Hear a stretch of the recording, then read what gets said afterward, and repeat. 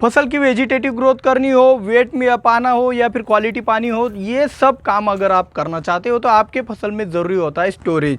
जो कि आपके फसल की जो स्टेम होता है, जो तना होता है, उसकी चौड़ाई से आपको पता चलता है कि मेरे फसल में कितना स्टोरेज है और कितना कम है या फिर ज़्यादा है।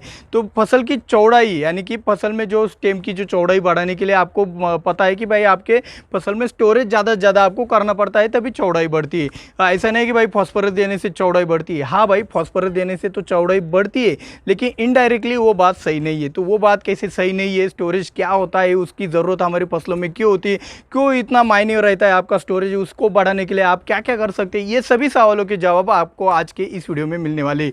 तो बने रहे मेरे साथ वीडियो के अंत तक। मैं हूं दिवराज और आप देख रहे हो अन्न निर्माता। चलिए शुरुआत करते हैं आज के वीडियो की।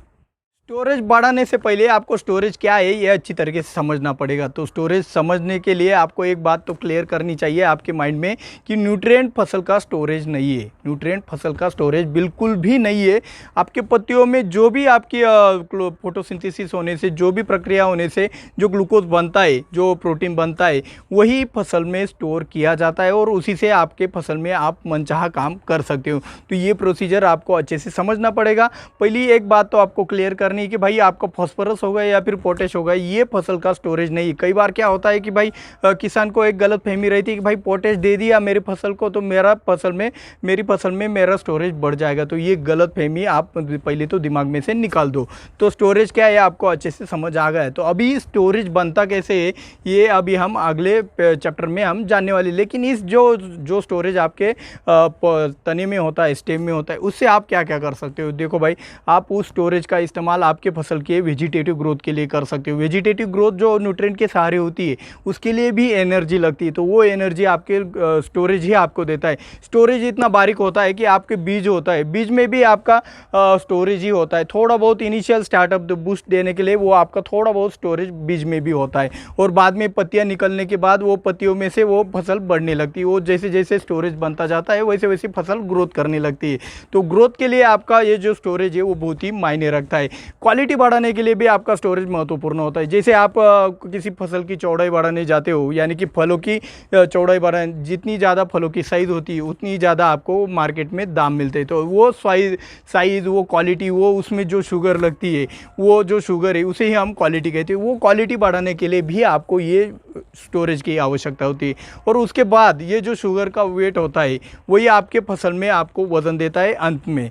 देखो भाई, मैच्योरिटी स्टेज के पहले आपके फसल में वेट नहीं रहता है। जब मैच्योरिटी स्टेज आने लगती है तो ऐसा कौन सा बदलाव होता है, तो बदलाव सिर्फ एक ही होता है कि मैच्योरिटी स्टेज के बाद आपके फलों में शुगर आना शुरू हो जाती है और वही शुगर का वज़न होता है आपके फलों में।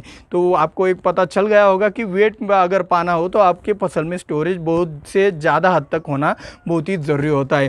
तो देखो भाई, आपका जो आप देखो भाई, 1-1 लीटर के या फिर 5-5 मिली या फिर 1-1 ग्राम के आप प्लांट हार्मोन इस्तेमाल करते हो, और वो आपके फसल में एक ऐसी एनर्जी दिखा देता है, ऐसी एक ग्रोथ दिखा देता है कि आप चौकन्ने हो जाते हो कि भाई इतना इतना दवाई डाला और उसका इतना रिजल्ट है।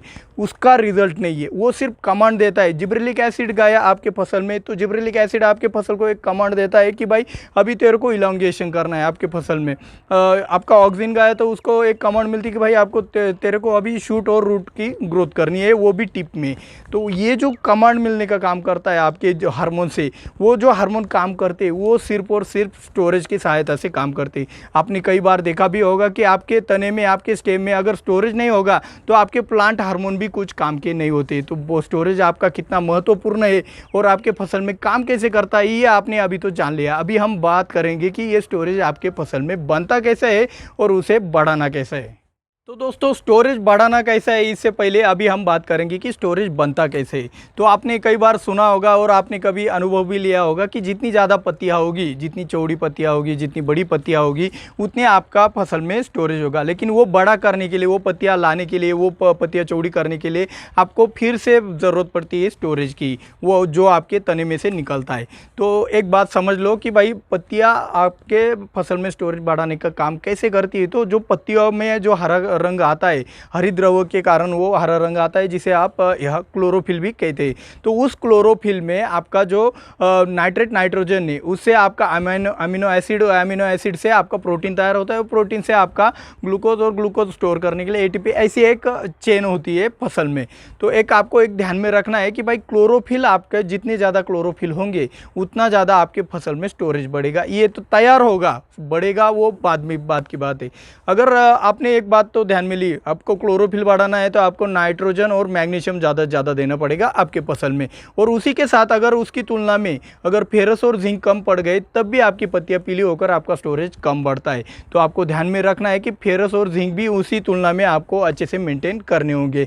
और रही बात, अभी स्टोरेज बन गया लेकिन वो अगर नाइट्रोजन एक्सेस के कारण खर्ची होता रहा, यानी कि फसल को कमांड मिल गई कि भाई नई पत्तियां लाता रहा, तो जो पत्तियां स्टोरेज तैयार करेगी, जो ग्लूकोज तैयार करेगी, जो प्रोटीन तैयार करेगी, वो सिर्फ नई पत्तियों के लिए खर्च होगा, वो स्टोर कुछ नहीं होगा। तो उससे क्या होगा, आपका स्टोरेज कम आपके फसल में एक हो जाएगा। मैंने आपको बोला है कि भाई जो आपके छाती के नीचे जो भी फसलें होती है उनका इंटरनोड छोटा रहना चाहिए। इंटरनोड छोटा रहना चाहिए यानी कि उसमें ज़्यादा स्टोरेज होना चाहिए, ज़्यादा कल्ले निकलने के लिए, ज़्यादा फुटाव करने के लिए।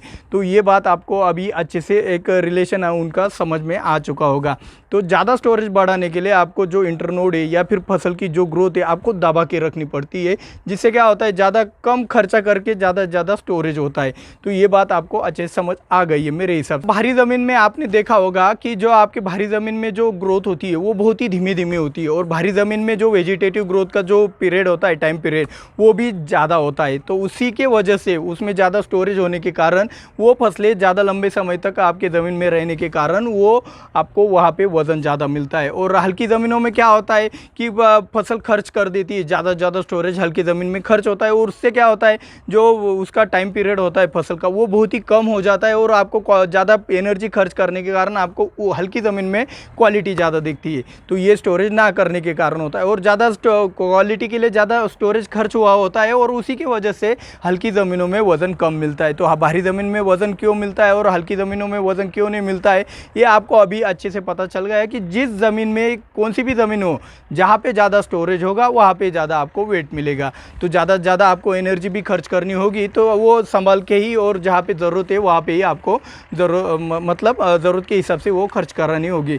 देखो भाई, हल्की ज़मीनों में ज़्यादा पोटेश क्यों इस्तेमाल किया जाता है वेट बढ़ाने के लिए, तो वो पोटेश क्या करता है, नाइट्रोजन को दबा देता है, जिससे क्या होता है वेजिटेटिव ग्रोथ थोड़ी सी कम होकर आपका जो पत्तियाँ में से जो भी आपकी एनर्जी तैयार होती है वो स्टेम में या फिर तने में स्टोर करने का काम किया जाता है। तो ये सब रिलेशन आपको अच्छे से मेरे हिसाब से समझ में आ चुका होगा कि क्यों आपके पोटेश के कारण आपके स्टेम में, आपके तने में स्टोरेज बढ़ता है और आपको अच्छी उपज अंत में मिल जाती है। तो अभी खास बात बताने से पहले दोस्तों, ये अगर जानकारी आपको अच्छी लगती है, बेटर लगती है, तो भाई दिल से एक लाइक तो बनता ही है। और जिन्होंने अब तक हमारे चैनल को सब्सक्राइब नहीं किया है भाई, जल्द से जल्द सब्सक्राइब भी ज़रूर कर लीजिएगा। और हाँ, अगर ज़्यादा सपोर्ट करना चाहते हो तो ज़्यादा से ज़्यादा शेयर भी आप अच्छे किसानों के साथ, ज़्यादा किसानों के साथ इस वीडियो को शेयर भी कर सकते हो। तो अभी हम चलते हैं खास बात की तरफ।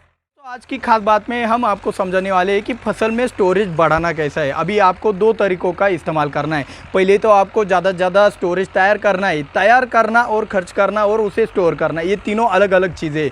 तो ज़्यादा स्टोरेज तैयार करना यानी कि ज़्यादा आपको क्लोरोफिल तैयार करना है। तो ज़्यादा क्लोरोफिल तैयार होगा तो ज़्यादा आपकी जो आपका प्रोटीन है वो तैयार होगा, ग्लूकोज तैयार होगा, तो वो ज़्यादा स्टोर होगा।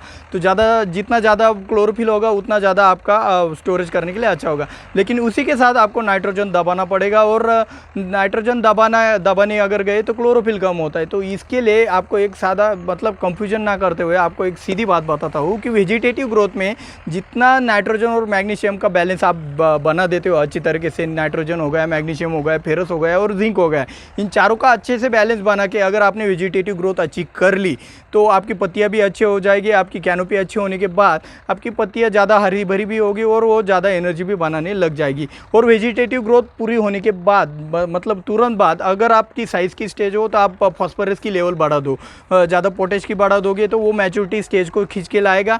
तो ज़्यादा फॉस्फोरस बढ़ा दोगे तो वो क्या होगा, नाइट्रोजन को दबा देगा। आप यहाँ पे फॉस्फोरस के साथ पोटेश का भी इस्तेमाल नाइट्रोजन को दबाने के लिए साइज़ के स्टेज में या फिर वेजिटेटिव ग्रोथ के बाद में भी कर सकते हो। इससे क्या होगा, आपके फसल में जो उसके मतलब वेजिटेटिव ग्रोथ के बाद जो भी पत्तियों में एनर्जी तैयार होगी, जो भी ग्लूकोज तैयार होगा, वो सभी का सभी आपके स्टेम में, तने में आपका स्टोर होगा और वही स्टोरेज आपको अंत में फ़ायदेमंद रहेगा। और ये जानकारी आपको अच्छी लगती हो तो भाई लाइक तो आपने किया ही होगा। लेकिन ये जो ग्रीनरी बढ़ाने के लिए सबसे बढ़िया वाला इलाज यानी कि नाइट्रोजन देना खतरनाक भी होता है, तो ये आसान बनाने के लिए हमने बनाया है मैग्नीशियम नाइट्रेट का वीडियो। तो आप अगर मैग्नीशियम नाइट्रेट के बारे में अगर ज़्यादा जानकारी जानना चाहते हो तो इस वाले वीडियो के ऊपर क्लिक करके वो वाली जानकारी आप पा सकते हो। मिलते हैं अगले वीडियो में। जय जवान जय किसान।